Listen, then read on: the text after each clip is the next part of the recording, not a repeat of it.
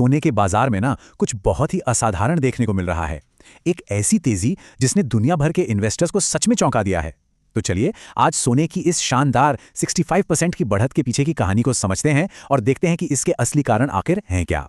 और देखिए, ये जो लाइन है ना, यही इस पूरी कहानी का सार है। सोना अब सिर्फ एक सेफ इन्वेस्टमेंट ऑप्शन नहीं रह गया है, ये एक बड़ा रणनीतिक दांव बन गया है। एक ऐसा बयान जो ग्लोबल इकोनॉमी में एक बहुत बड़े बदलाव का संकेत दे रहा है। और उस बात को इस नंबर से जोड़कर देखते हैं, 65%।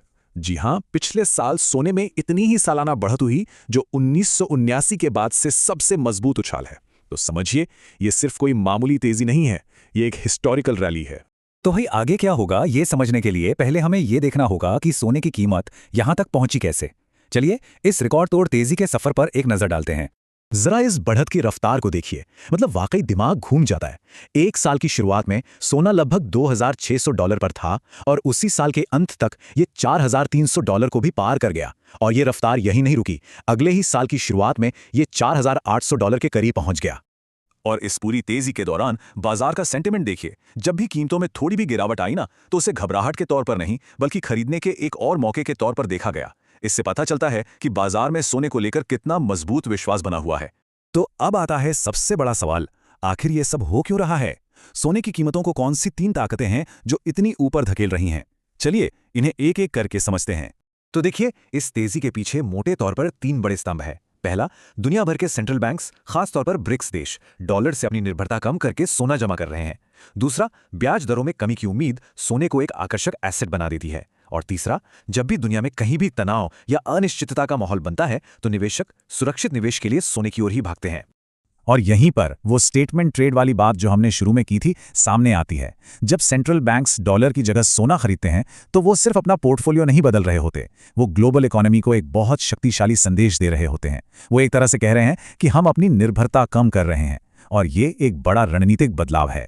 ठीक है, तो हमने ये तो समझ लिया कि ये सब क्यों हो रहा है, लेकिन अब आगे क्या? एक्सपर्ट्स सोने की कीमतों के भविष्य को लेकर क्या कह रहे हैं? चलिए जरा इन अनुमानों पर एक नजर डालते हैं। और मजेदार बात यह है कि बड़े बड़े फाइनेंशियल इंस्टीट्यूशंस भी इस पर लगभग एक मत हैं। जेफरीज इसे $6,600 तक जाते हुए देख रहा है, जबकि मॉर्गन स्टैनली का मानना है कि ये $4,800 तक पहुंचेगा। कुल मिलाकर आम राय यही है कि सोने में अभी भी 40 से 45% की और तेजी आने की गुंजाइश है। और कई अनुमानों की माने तो आने वाले कुछ सालों में सोना इस स्तर तक भी पहुंच सकता है, $7,000 प्रति औंस। ये दिखाता है कि इस तेजी को कितना टिकाऊ माना जा रहा है। तो इस पूरी जानकारी को समेटते हुए हमें क्या समझना चाहिए? इस पूरी कहानी से सीखने वाली मुख्य बात क्या है? देखिए, सबसे पहली और जरूरी बात यह है कि रास्ता हमेशा सीधा ऊपर की ओर नहीं जाएगा। इतनी बड़ी तेजी के बाद बाजार में छोटे मोटे करेक्शन और ठहराव आना बिल्कुल नॉर्मल है। ये बाजार के साइकिल का एक स्वाभाविक हिस्सा है। और यही वो मुख्य सवाल है जिस पर आज हर कोई विचार कर रहा है। क्या सोने ने अपनी पूरी ताकत दिखा दी है, या ये एक बहुत बड़ी कहानी की बस शुरुआत है? और जानकारों के मुताबिक निष्कर्ष ये है, छोटी मोटी रुकावटें आ सकती हैं, लेकिन जो बड़े फैक्टर्स सोने को ऊपर ले जा रहे हैं वे अभी भी अपनी जगह पर कायम हैं। बड़ी तस्वीर नहीं बदली है। इसका मतलब साफ है, सोने की ये कहानी अभी खत्म नहीं हुई है।